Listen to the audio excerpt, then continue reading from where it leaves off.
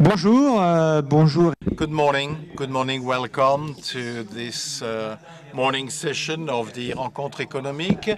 We're going to discuss technology, and it's called how to act when we're faced with technological competition. So the key word is acting, acting. So we have to act to say, how we should do, what we should do and how we should do it. Of course, we all at the crossroad of three avenues: digital revolution, climate crisis, and the pandemics. And of course, those three crises we are fueling technological competition, which has increased in a very dramatic way last year, and then that shows the advent of a Chinese cluster versus that of the US. So what can we do? What can we leverage to resist in France and in Europe? Because we are faced with these two blocks. And this is what we're going to do with our guest. So next to me, Jean Schmidt, who is a financier and founder of founder of Jolt. Next to him, Paul Hermelin, CEO of Capgemini, and Emmanuel Auriel, the economist of the discussion, who is a teacher at the Toulouse School of Economics. And online with us, we have the pleasure and honor to be in line with Jennifer Hunt, who is a US American academic. She is in University Rutgers and in Tokyo.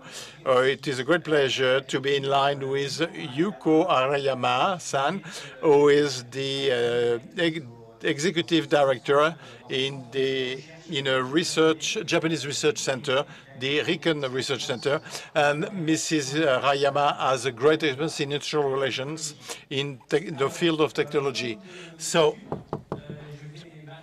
I will now let Emmanuel Auriel give us the sort of the framework of the discussion, and then we'll start the roundtable discussion. Emmanuel.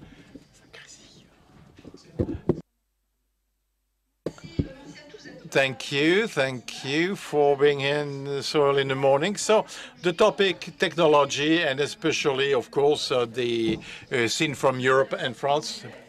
And I'd like to start with a question. So why in the country of Pasteur, why couldn't we develop a vaccine? And we dropped out of competition quite early. And in a sort of a provocative manner, I would say, well, it's because of the immigrants who didn't come in our country. Because if we look at the BioNTech founded by Turks, immigrant Turks, who runs the Pfizer group is Albert Bourla, who's Sepharad Greek. Moderna was founded by someone coming from Beirut, from the Armenian community, immigrated in Canada. Stéphane Bancel is a French person living in the US, and who lives in the US and who came from the Pasteur Institute. So we can see that in that story of the vaccine, these, immigrants played a key role. I mean, we could say it's just by chance. No. Those who immigrate, we immigrate who take risk. They have to go and build your life elsewhere, especially when they're well educated. They usually are highly creative. They want to tackle life, and and they accept. And I'm happy to have Jennifer with us because she's an expert in this domain. When we look into detail to whom contributes to innovation in the world, especially in the US, and entrepreneurship as well, the creation of businesses, we realize that immigrants are overrepresented within this population. Just a figure, 44% of the high-tech companies of Silicon Valley, 1/4 of the patents in the US are filed by immigrants, and they represent 13% of the population. We can see that clearly there is an overrepresentation of these persons. But it's not the only explanation that, explain that why a nation is good in terms of technical innovation. Well, you also need, very high-level universities, to attract the elite of the world. France has great assets, but we certainly we are no match to the US. Well, there could be public action, of course, but each time we try to have competitive enough, innovative clusters ex nihilo. We want to do, Silicon Valley in Paris. I come from Toulouse. Sometimes it works. There is Airbus and all air and space industry cluster with schools of engineers, and but it's difficult. It's difficult to create a competitiveness cluster somewhere ex nihilo. Immigration, state action, and a domain, a very attractive academic environment, and of course, finance to finance the startups. And I'm sure that our guests will have more to say about that. So I hope this discussion will be rich and exciting. Thank you, Emmanuel. Two things that I forgot to tell you early on. The rule here is that in the audience you have to wear the mask if you're part of the public, and if you have questions, do it through the network. Yeah, there is a procedure, and I have a pad, and the questions will come naturally. So now, first, let's start with Paul Hermelin. It's quite exceptional, your career in technology, because, well, first you did polytechnics, you're an engineer, you did the National School of Administration, nobody's perfect, but basically you started in the sphere of power, because you were the cabinet director of Hubert Curien, who was a research minister, and then you worked in the Ministry of Industry, and then afterwards you became CEO of Capgemini, which is one of the French leaders in technology consulting firms. Based on this experience, acting to overcome technological competition, how do you see would you address this issue and where should we set our priorities in order to maintain a country like France or Europe within the technological competition? Thank you, Philippe. Well, looking at my experience and the future, I'd like to come back to a clear characteristic of Capgemini. And, often we called it, I was called the Indian of the CAC current. We got 270,000 employees, half of it in India. So why India? Why India? Well, we're not exactly talking about immigration, because it's more the small externalization, not sort of outsourcing. We've always grown our number of employees in France. But what happened in India? India decided to invest in education. In 1951, they they equipped technological institutes. GDP of India is comparable to that of France and 20 times more inhabitants. It produces 20 times more engineers than France. So it is comparable in terms of population, but with the GDP of France. So, in terms of share of GDP, the technological investment is 20 times higher. And if India today is the core of the world in terms of IT development, because the major companies in California all have a kind of a back office, R&D back office in India. Cisco is in India, Microsoft is in India, Facebook is in India, everybody's in India. So if India is the beating heart of IT, in the broad meaning of the word, including telecoms and telcos as 5Gs, it is thanks to a training effort which was amazing, 20 times more engineers than in France. It's quite normal in terms of population, but for the same GDP. So 25 higher in terms of efforts, to act is first to educate.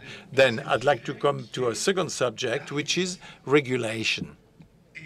And the problem of Europe and France is how can we combine the principle of precaution and risk. And let me take the example of a discussion today that we have on should we regulate or protect mankind from artificial intelligence, and you kick off a endless discussion on that. Well, everybody says there is something to be done, but let's keep the balance in development, because when you are dealing with emerging technologies, if you start to set a legal framework, you kind of emasculate the technology. So it's a national political discussion. So what's the balance? What is the balance that Europe and France wish to find? Because if we are just risk averse, well, there will be no innovation. So two topics: innovation and finding the balance which is suitable between it's legitimate, it's important, it's an obsession, but we should be able to take risk, and these are the two aspects on which French society has to work. European societies too. We saw the example of the COVID vaccine. Well, we all heard people saying, well, we cannot do genetic engineering today.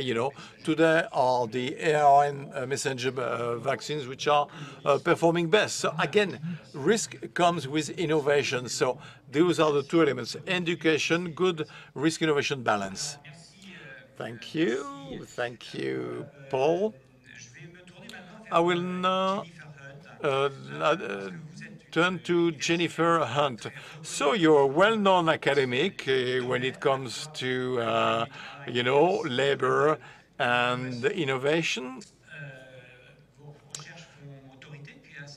You are a respected academic and researcher. So possibly a silly question to start with: is it important for a country to do technology?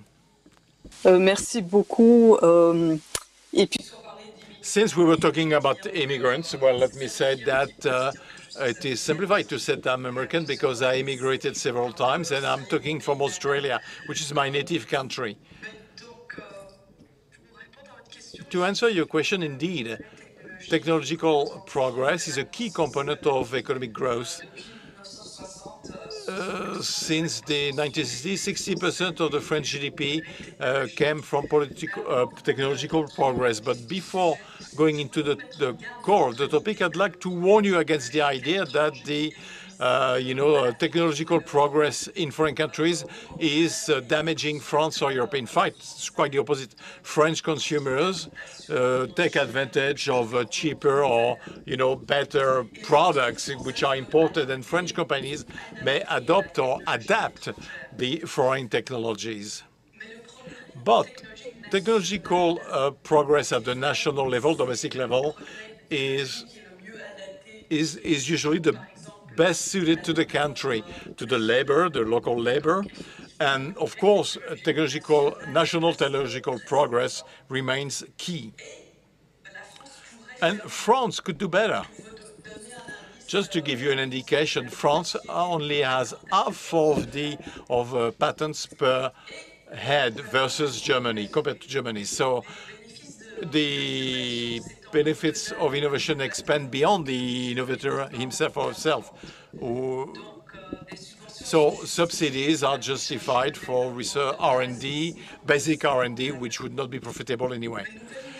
A new warning against the underlying idea of interventionism of the European countries, that the governments cannot foresee which company or domain will be most beneficial in the future. So subsidies beyond R&D open the door to lobbying and to misleading political decisions. So what I will do is explain to you how it is possible to improve the education system, to improve innovation. And I'll come back in the second round of questions I'll come back to the issue of immigration. Well, general objective should be to improve the matching between professions and labor force. Basically, each individual should have the means to choose the job that corresponds best to each individual's abilities or preferences. This would increase certainly the quality of the scientists and the engineers. Now, what are the implications for French schools? Well, for all countries of the world, there is one implication. It means that to improve the teaching of mathematics and science for girls and not just boys, and then to reduce the gap between the the students from different social environments, which is quite high. This gap is quite high in French schools, according to the OECD. When it comes to universities, we need to continue reforming the universities by promoting the specializations of universities. Distinction between universities make it possible to better and to ensure a better match between students and their universities, which improves learning, training, and will make it possible to ensure a better match between teachers and universities, which is especially in the domain of research and teaching, to improve university research. Moreover, subsidies, R&D subsidies should really be focusing the specialized universities according to the specialties. Beyond the specialization, we should extend the possibilities for research for students and foster university business partnerships, and certainly increase the teachers' salaries. Thank you, Jennifer. We'll come back to this in a minute, and especially the war of talents, which is in line with that of immigration. But I'd like now to give the floor to Jean Schmidt. Jean Schmidt is, you had 3 lives. The first one was you were an entrepreneur, you created businesses, and sometimes you sold them back.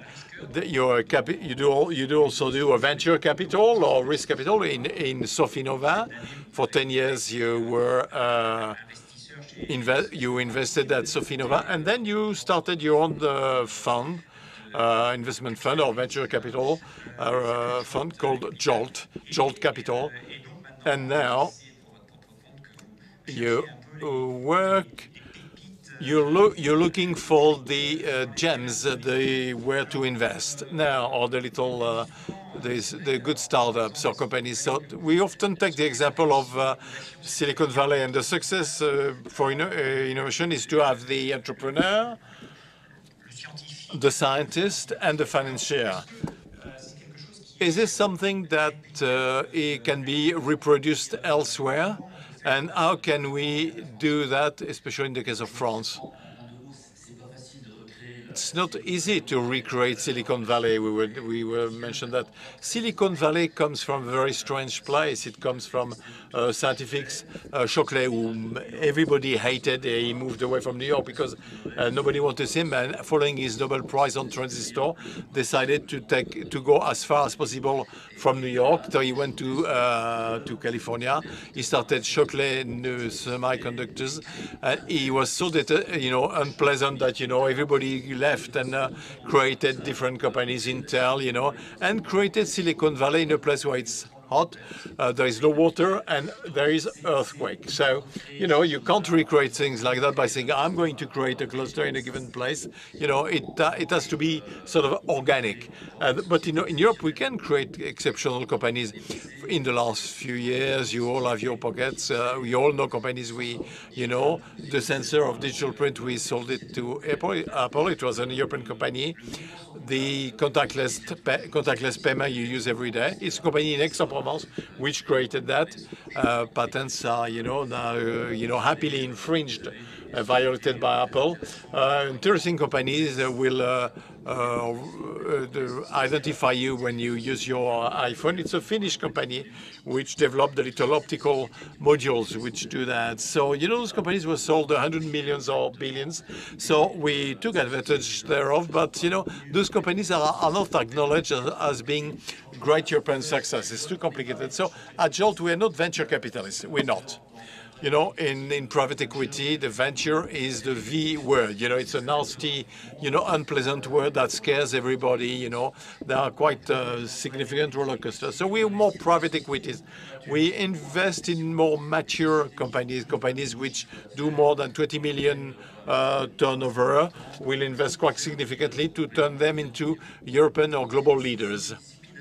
So it's quite a difficult discipline, and we are in a deep tech domain, you know, technology companies. It's difficult to define deep tech. Often companies which hold patents, and we'll try to we don't invest in passthesalt.com or let's not pay tax.com. So we want to invest in companies which really invest into technology, and we'll have global fight. So why are we financial and we make rational decisions? Companies which have patents, as a patent is 50% higher when you sell it. Europe today is a great place. It's a great place where 45% of we've got 45% of the world patents. It's a great hunting ground. Many entrepreneurs, many crowds of talents. There is a will, money, ambition. So Europe is a great place. So is France, by the way. It's just a little piece of it. And in fact, if we look at why are we slowed down? Why don't we have global leaders in Europe? Well, we have almost everything that's needed. Well, one point was discussed early on. It was in my notes because someone stole it from me. But anyway, simply, we don't know how the principle of precaution, for example, which is in everybody's mind, is totally against the principle of innovation. You know, people say, let's innovate, but don't take risk. That doesn't work. So we got to stop with this madness. And then regulation. Our regulation is impeding Europe, and it's out of control. You know, we got little Torquemadas all over the place, and they really don't help us. You know, AI regulation, you know, it's insane. People don't know what they talk about, you know. PRDG, you know, you're happy to click on the accept box or tick the accept box, you know, to go to the website. Is this again? Did you, is there less phishing or not? Well, it's the same. Well, Google, which produced those international great models, doesn't need this data to function. And they're quite happy to see that the RDPG is taking over. So our regulators have to slow down or calm down, or they should develop a sense of business and they should allow companies to become to go beyond the and to go beyond over the small fragmentation. And when you got so many fragmentation, it doesn't help to create European leaders. So regulation, fragmentation, two simple examples. We always talk about value sharing. Are there European stock options? No. There is as many regulation on stock option as there are countries. So there is no stability. It's insane. So why don't we have European stock options if we want to share values? Another example, which is simple, concerning Europe. In terms of tax, it is impossible to exchange or to trade between countries without going through a fiscal or legal nightmare. I don't understand. Why don't we do things simple, you know, simple things, and why don't we create infrastructures that would help our innovative companies? And it's more difficult for a company which has 200 employees than for a company which has 10,000 employees. So of course we need a better, more favorable context. So let's avoid absurd regulation. Let's control the controllers, because you know they do just about what they want, and let's harmonize the legal dimension aspect so that we will be able to deploy our talents. Thank you, Jean, for this point, which somewhat crosses some of the questions we'll discuss afterwards. So now I'm turning to Yuko Arayama. Hello, Yoko. You're in Tokyo right now, but you've gone all over the world. This is why you speak beautiful French. And you worked for international organizations, and also you were an advisor for the Japanese government, technical advisor for the, no, advisor on technology for the Japanese government. So, simple question again. Well, simple yet complicated question. Now, why are countries so different in the way they approach technology and innovation? Because you have a good, you're in a good position to make your observations. So what's the difference between Europe, Japan, the US, or China in their approaches? A simple but deep question. The impact of technology and the socio-economic impact are different in countries due to the difference of industrial structures, geography, countries, region like France, Japan, the history and culture. And it evolves in time, and it is still evolving differently. In the past, we followed the economic development model following Second World War. Japan followed the US model, European model. Same thing for Korea. But now technological progress is no longer a linear process. And there are different pathways possible thanks to connectivity, digitalization, we discussed already, and globalization. Sometimes successes in the past actually plays against change, which is the case in Japan actually today. And digitalization of the administration of public services turns out to be difficult actually. And it is a more complex and more difficult adaptation starting ex nihilo, which is the case in Japan. So what is the driving force for technological change and for it to achieve a positive socio-economic impact? Well, it was already mentioned, the ability to innovate, of the private sector and the existence of ecosystems, but it is also a result of the technological policies which will evolve, which has to evolve in time. In the past, priority was given to the choice of technologies created, which was the case for countries which had to catch up, like on semiconductors and so on. But we went through a phase of technological choices to define innovation framework, we said a technological cluster, and in order to replicate the Silicon Valley model. So we went from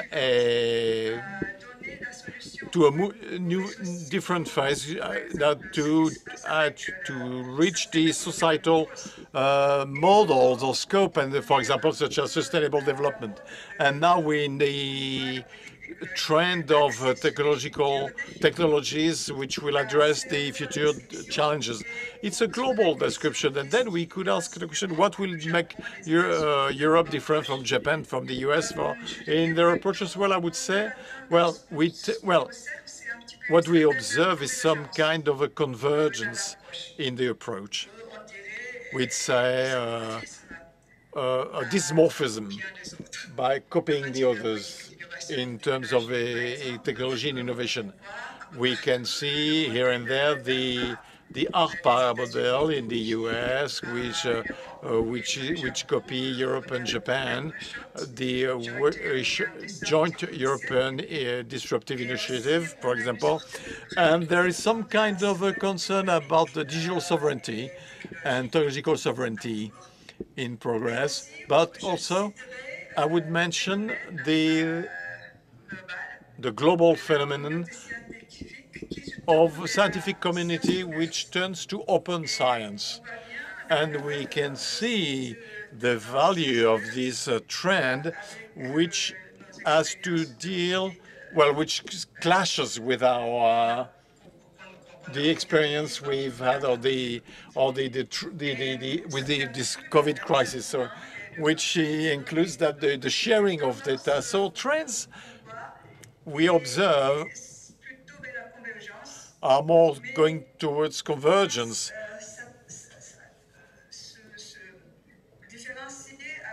But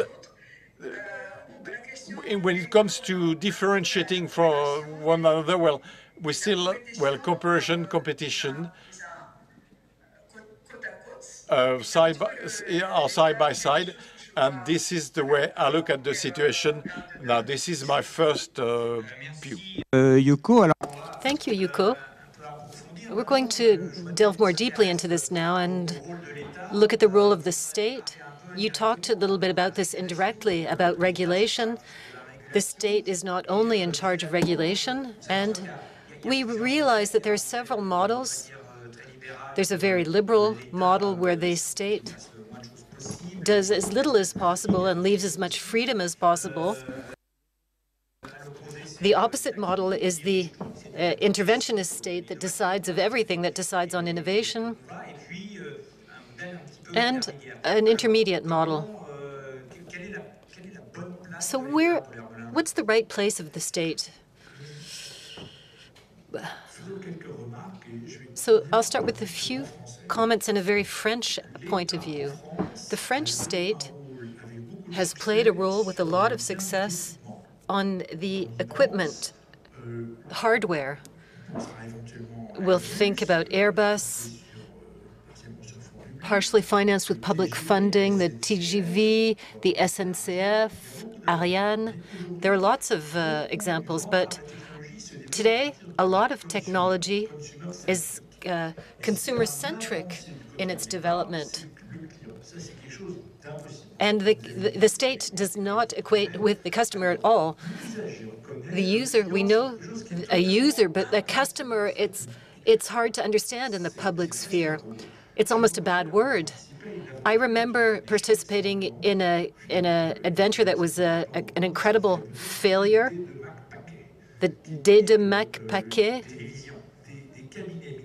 There were ministries thought that they could enforce the standards for TV of the future. It was a real disaster, and states should not be involved in that. In anything that's customer-centric, the state is absolutely inadequate and useless. TARPA, that we talked about earlier, is focusing on breakthrough technologies, and it's really difficult in France, and that is to accept failure and not to lay blame when there is failure. One of the real recipes for innovation is look at warp speed compared to what happened in Europe. It's completely different. The U.S. launched subsidies in all directions. They accepted that there could be failure, and they accepted that better than we could. That's point one. So we have the consumer problem, and then innovation, that the government has to accept failure when they invest. Emmanuel, do you agree with that? Yes, Airbus is a good example. We talked about the weight of regulations, and we have the example of cigarette companies that threw out false research to say that tobacco didn't kill. So we have to have the principle of precaution. Nevertheless, we can't be naive with regard to companies. Their objective is to generate profits, and they're not necessarily there to serve humanity. When it aligns, it's good, but that's not always the case. The question of state intervention, as Jennifer said, we have to be able to accept failure, but the state is not always the best positioned to choose standards, as it was just said, and to define what will be the real innovation of the future. But sometimes it does work, and Airbus is a good example of that. If we hadn't protected that market, if we didn't have this in this market dominated by the U.S., if we hadn't decided to give massive subsidies, Airbus wouldn't exist today, and humanity would be less well off because everyone loses in a monopoly situation. So the fact that Airbus is there is a real success. And then I always a little bit concerned about successes like the maritime energy, wave energy power centers that work in both directions. And this is a technology that we didn't really need, and we didn't have consumers in mind when we designed these maritime power stations. It cost a lot of money, and the result was not great. The relevant scale for things like Airbus is the European scale. And Europe has a problem that we mentioned, that's fragmentation, but it does protect it also. We're seen from outside of Europe as being slow, but fairly solid and effective, because when we find consensus, it's solid, and it will mobilize all European countries. So these are very difficult questions, and I agree that we need to take risks, but I don't agree when you say we don't need regulation. Experience has proven that some companies don't hesitate to sell poison to us, and the tobacco being a case in point, pretending that it's not dangerous. It was their economic interest and it went beyond the public interest. For the role of the state, I'm going to turn now to Jennifer Hunt. You have very good knowledge of this situation in the United States. Would you say that the U.S. is the country in the world that found the best recipe for innovation, breakthrough innovation? It's indeed possible that the American system be the best to develop innovation, but there are costs. We did talk about a trade-off between risk. I'm sorry, her microphone is cutting regularly.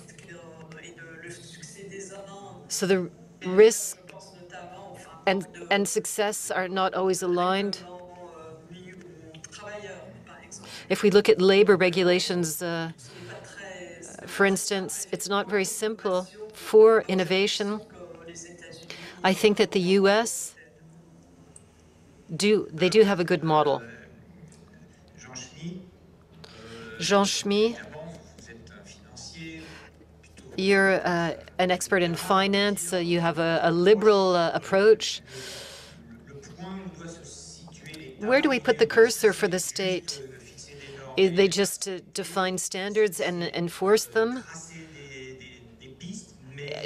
Should they be setting roadmaps and to where, as Paul Hermelin said earlier, not right up to defining the type of technology? What does the ideal state do for you? Well, they should provide us with infrastructure that allows us to develop, that allows companies to develop. That is the basis, and it seems obvious, but it's not the case. As I said earlier, we have a legal infrastructure that is not at the right level, nor is our telecom infrastructure. We're missing things. So what the state could do better is to not prevent things from happening. Look at the regulations on medical devices. Europe was El Dorado for medical devices in the past. We were able to put CE approval quickly, and all of the companies from across the world were getting their products approved in Europe, and we were getting the benefits from this, benefits for the public, very quickly. And suddenly we decided that we are going to become as difficult as the Americans for reasons that I don't understand. And companies are leaving because we have a context where we don't finance companies as well. So we're becoming just as stiff in terms of regulations, but not financing as well as the U.S. So we need to learn to be a bit more flexible. We shouldn't have regulations that act against our own camp, and that's often the case. The role of the state goes even farther. The state defines priorities. For instance, going to the moon, they give money, they give a lot of money, and they sometimes save companies when there's a major crisis. So we can't simply reduce the state to the role of regulation. No, but you can't also think that the state is an investor. When they invest, they often invest against the private sector. And what's also true is that the state often makes mistakes when they try to predict the right technology, the right expected result, defining objectives is not always simple. And I think that there's a certain level of complexity where it's difficult to predict what will be right and what will be the wrong investments. Some will win, some will lose, but it's not up to the state to decide that. So defining guidelines is good if the guidelines are clear. When there's a clear deal, for example, France will be the leading country in the field of artificial intelligence in 2030. Let's say we define that as an objective. The number of consequences or results saying, okay, I won't intervene in financing, but I'm going to set up a context to make it possible. Then France will no longer be the same country if we decide this. But I don't know who's going to make this decision because you need a lot of courage to do it. You have to announce bad news to our compatriots. We're going to have to use your health data. We're going to have to do what we can to make them anonymous. We're going to have to work on your data to see how it all functions. And no one has the courage to announce that right now. Well, that's what China's doing. Yes, and they're doing it to an extreme level with no regulation at all. They do have regulation that's not autonomous. For regulation to be effective, it has to be independent and not under the power of the state. For independent regulation, look at the CNIL in France.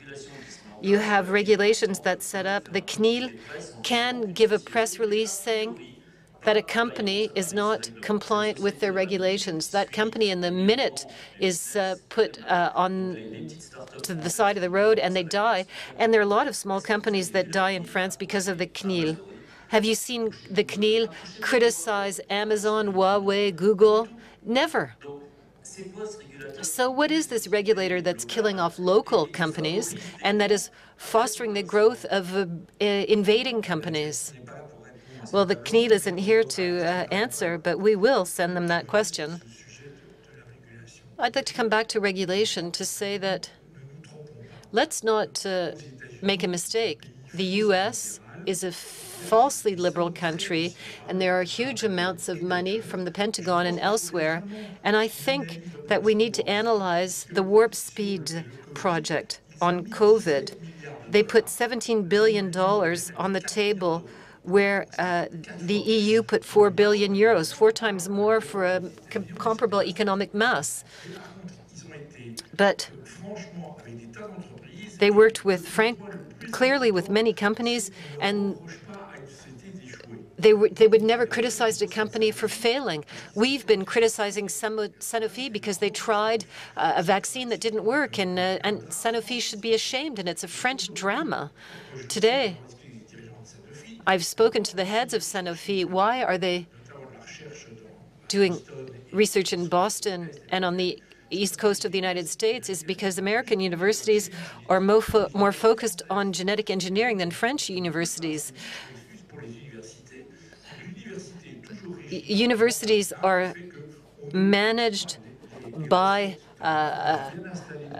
mandarins in France with a lot of power. I've experienced that very closely. You never cut off the means of the mandarins in place, and so there isn't any money for the new projects and new arrivals. So I'd like to now turn to Yoko Arayama. I remember some 20 years ago when I was much younger,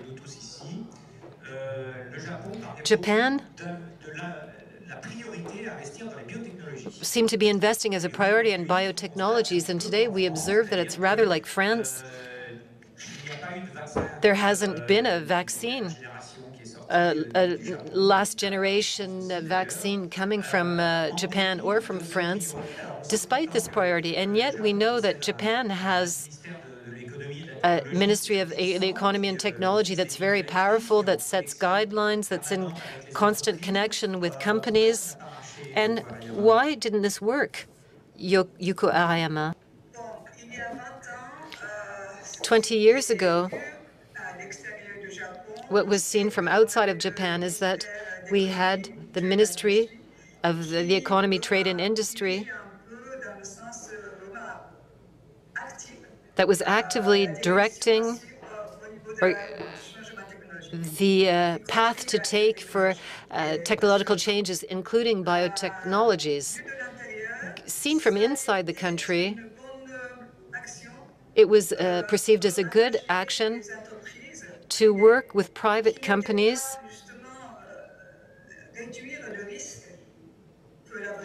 to try to reduce the risk of investment for the future, and that there would be some guarantees from the state behind those investments. This made it possible to create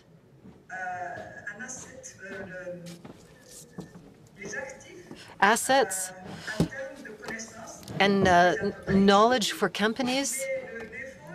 But the problem was that beyond technological progress, did this result in services and products that were linked to these investments? It really was market dependent. It depended on the consumers, as we already said, but also the industrial structure and economic structure and social structure of the country in general. So let's now focus on biotechnologies and the development of vaccines that was not developed in the last year. The current state of research in the research centers is quite good.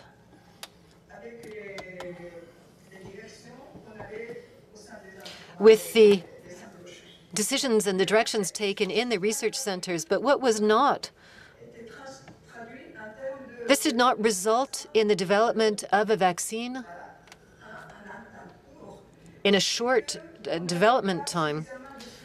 We did not have enough structure in place to do this. It was a structural problem. Our research was not able to face the problem of the pandemic.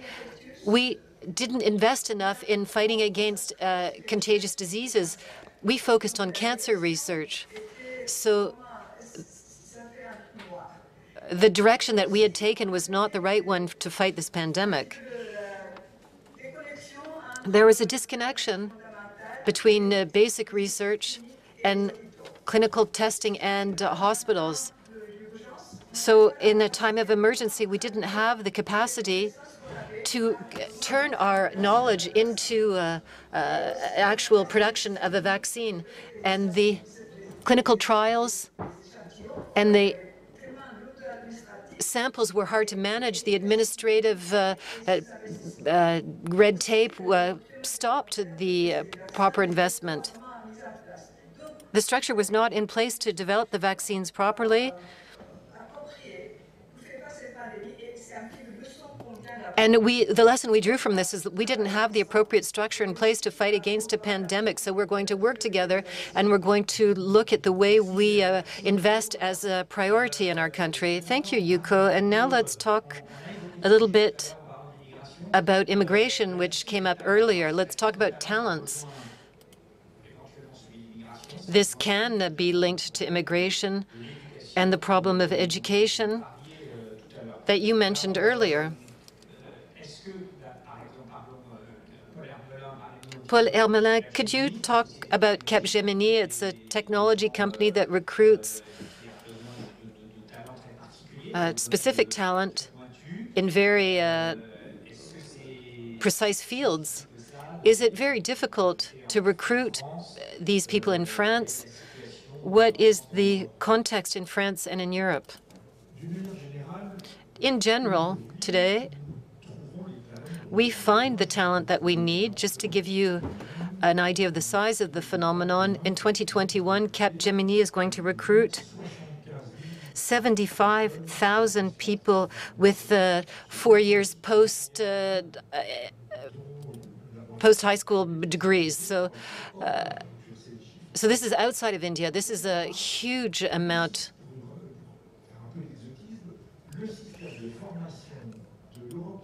The Eastern European training system that they inherited from the Soviet Union is remarkable, and today we're seeing companies that are seeing very qualified engineers in Belarus, in Ukraine, and in Russia. particularly in software engineering. There are some fabulous companies there, and we're recruiting from these countries. So the Soviet Empire laid good groundwork for their education system. The people most demanding, the most brilliant in California are no longer going into IT training. They're moving into biotechnologies. Today, the most requested training at Caltech and other higher education institutes is bioengineering, even before COVID, yes. So things are really changing quickly.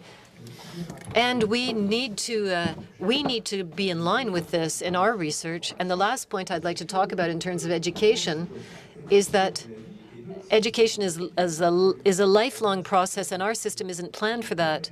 We have a system that doesn't allow long moments of education. Capgemini created a structure called l'école, the school, to allow 9 to 12 months of training in other moments of one's life, because you can't just live off your initial training. Jean-Schmidt, do you have recruiting problems? Yes, we have problems in recruiting. There are two times. In the industrial companies, what we have a portfolio with companies that set up advanced factories. And the pilot factories, we tend to create them in Europe. But the production ones are often built in areas where there's greater flexibility in terms of employment. When you make products with a life cycle of 5 to 6 years and you build a plant like we did for facial recognition detectors, we set up a plant in 2 years. And in that case, we don't do it in Europe because it's too complicated when the contract stopped. Nevertheless, in Europe, for people who are extremely qualified, we don't have a lot of difficulty. We're seeing a slight decrease in the quality of engineers that we're recruiting, in particular in France, because the levels of scientific training are lower than they should be. So, Jennifer Hunt, you've written a lot of papers on the role of immigration and innovation. Can you explain how this works? Yes, Emmanuel. Why didn't I talk about immigration from the start? Because my research proves that immigration is vital for innovation in the U.S. Just to give you an example, immigrants have twice as many patents per capita than Native Americans. But the reason I didn't underscore that from the outset is that we don't find this effect in Canada. And the effects for Europe are not so clear, and we need more research for Europe. For France, there was a study that seems to show that immigrants have contributed to the growth of innovation, but I think we need to look at this more in depth for France. And what's important in this context, in my opinion, is the immigration system. And I think the reason for which immigrants don't contribute to innovation in Canada, it's because the government, until recently, the role of companies has increased recently, but in the past, the government always played a very important role in the choice of immigrants, but it's really the companies that know what skills they need and if the skills can be transferred from one country to another. This was already raised. It's not just the immigration system that counts. The country in question, for instance, France, has to be attractive for innovative immigrants, regardless of the immigration system. France is not necessarily going to attract the best people. So it's a question of the chicken or the egg. If the situation is good, you'll attract the most innovative minds. But if we're only beginning, it's going to be more difficult to appeal to people. I can't remember if it was the blue card or the green card that Germans gave to qualified immigrants. and the immigrants didn't arrive. So it's not a simple question about types of immigration. Qualified immigration will cause innovation to grow.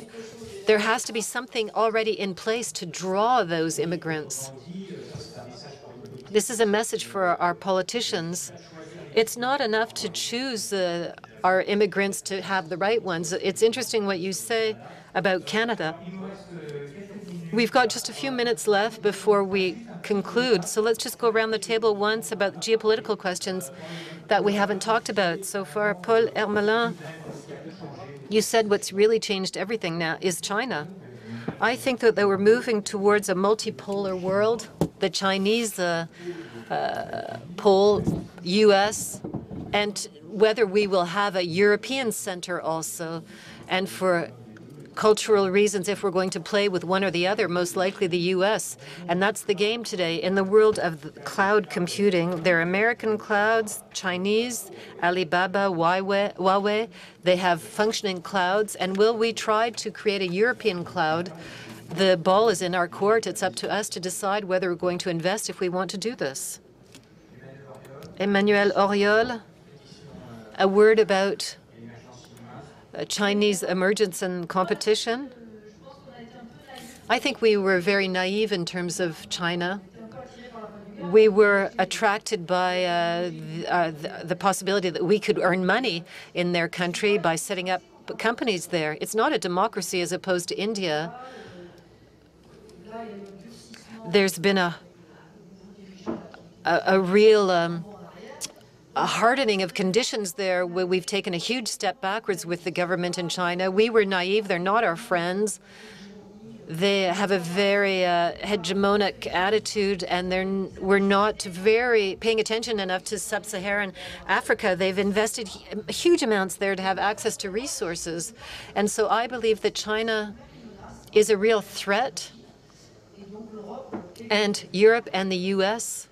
have to be very vigilant. And you, Jean Schmidt, we could say that it's an opportunity also. We've lived under the American dominance for many years, and now we have two poles that we can maybe play off against each other. We need to make choices. When we talk about American dominance, 10% of American startups are bought up by European companies. 48% of European startups are bought up by U.S. companies, 5 times more. So our intellectual property rights are being pillaged, and our engineers are also being taken away. So how long will this situation be tenable for? Will we have a strong European continent or not? Today, from a financial standpoint, you're playing against the U.S. and China. You can't play with both. You're going to have to make a choice. When you have a company that's doing something very innovative in terms of semiconductors, before you would sell wherever you can, and now you sell either to China or the U.S., but you have to choose one or the other. And it's not simple for companies today to make that decision. You have to make choices, and I think we've reached the end of our roundtable discussion. We've come back to some fundamentals: education, the importance of education, and also regulation, regardless of where we set the cursor, and the fact that the state has to make choices but leave enough freedom to entrepreneurs to act. Thank you, everyone, and I hope you enjoy your day.